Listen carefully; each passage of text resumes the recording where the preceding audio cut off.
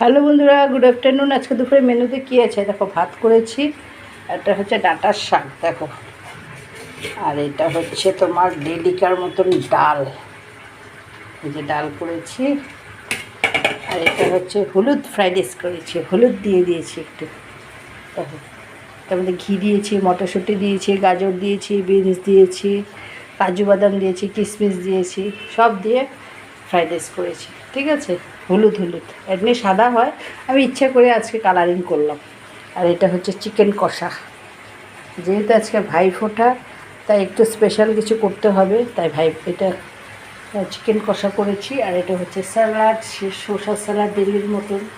আর এটা হচ্ছে মাছ চচ্চড়ি, এটা পিস মাছ চচ্চড়ি করছি।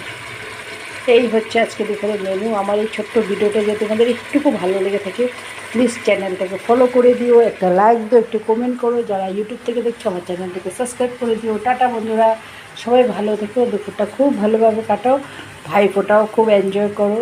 ঠিক আছে।